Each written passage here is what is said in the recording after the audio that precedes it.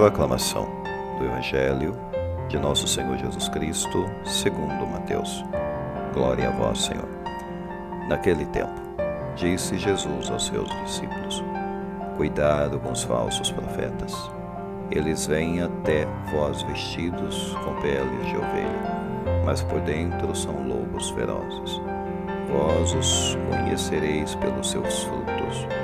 Por acaso se colhem uvas de espinheiros ou figos de urtigas?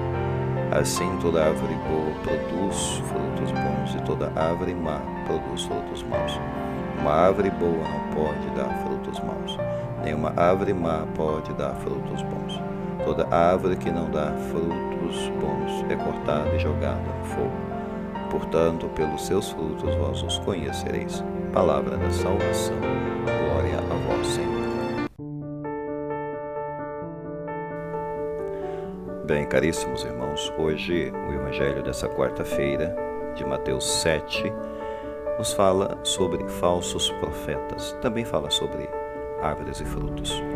Mas Jesus, ele realmente precisa focar esse assunto na mente de seus discípulos, sobre os falsos ministros que se infiltram na casa de Deus e devoram as ovelhas. Isso já existia desde o Antigo Testamento, existia no tempo de Jesus.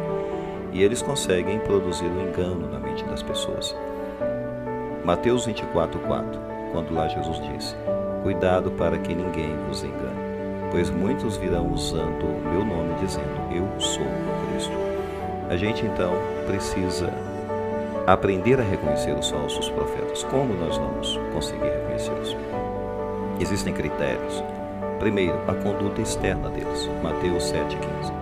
Eles vêm até vós com pele de ovelha, mas são lobos ferozes. Segundo Timóteo 3:5. Tendo a aparência de piedade, mas desmentindo o seu efeito, foge também dessa gente. O outro critério é pelo estado interior desses falsos profetas.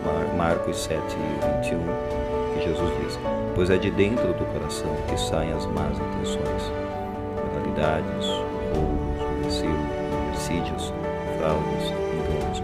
Ou seja, é de dentro que vai vir as provas de que essas pessoas têm más intenções. Depois, pelo tipo de fruto em trabalhos produzidos, segundo Coríntios 11:13. Esses tais falsos apóstolos, operários fraudulentos, disfarçados em apóstolos de Cristo. Não é de admirar, pois o próprio Satanás se disfarça em anjos, ou seja, eles são pessoas simuladoras.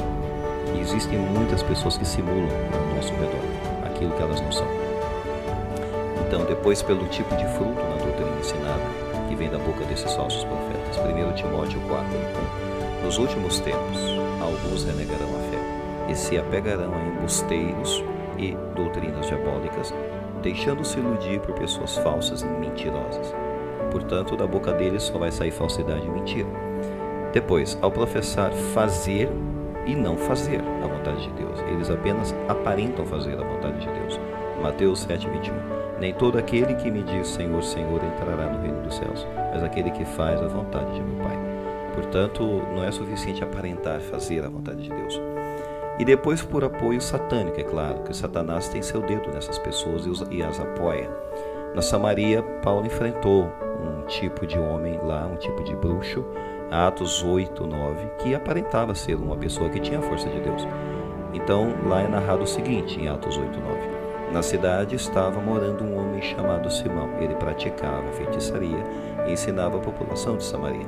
E diziam: Esse homem é a força de Deus. Depois, porém, passaram a crer na pregação de Filipe. Então, portanto, veja bem, as aparências enganam. As pessoas pensavam que ele tinha a força de Deus e, na verdade, o dedo do diabo era que estava movendo os ensinamentos dele. Depois, pelo seu destino, é claro. Mateus 7:23. Jamais os conheci, afastai-vos de mim, vós que praticais a iniquidade. Que o destino dessas pessoas é a perdição. Então, elas não estão realmente destinadas à vida eterna, se elas continuarem nesse caminho. Podemos perguntar como testar os falsos profetas. Primeiro, a sua confissão em Cristo. Não há confissão em Cristo na boca desses falsos profetas. 1 João 4:2. Esse é o critério para saber se a inspiração vem de Deus. De Deus é todo espírito que professa Jesus Cristo, e todo espírito que se recusa a professar é anticristo. Depois, a sua relação com o mundo. Os falsos profetas têm uma forte conexão com esse mundo, com coisas materiais, com poder, etc. 1 João 2,15. Não ameis o mundo nem o que há no mundo. Se alguém ama o mundo, não está nele o amor de Deus.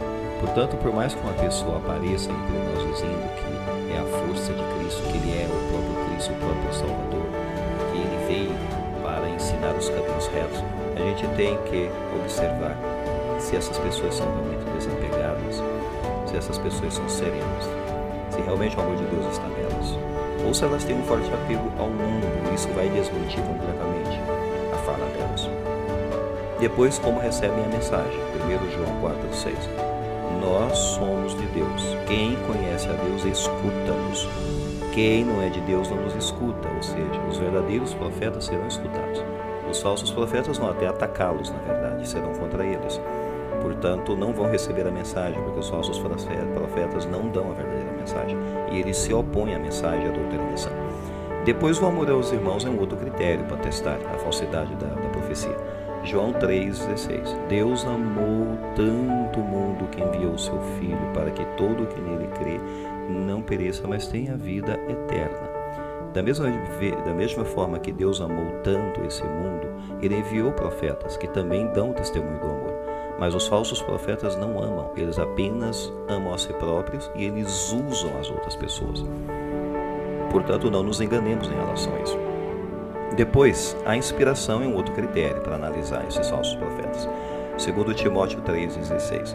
Toda escritura é inspirada por Deus e é útil para ensinar, argumentar, corrigir, educar conforme a justiça. Então, os falsos profetas, eles não têm na boca esse tipo de doutrina, que educa, que ensina, que corrige, que inspira. Os falsos profetas têm apenas palavras simuladoras em seus lábios. 2 Coríntios 4,4. A inspiração aqui também é outro critério. O Deus deste mundo cegou a inteligência desses incrédulos, para que eles não vejam a luz esplendorosa do Evangelho da glória de Jesus Cristo, Senhor, que é a imagem de Deus.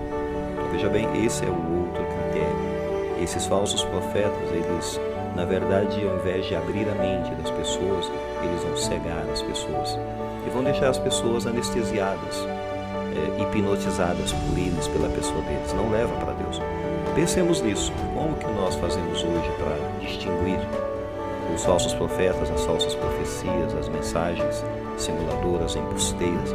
Rezemos para que Deus envie para nós verdadeiros irmãos profetas. Louvado seja nosso Senhor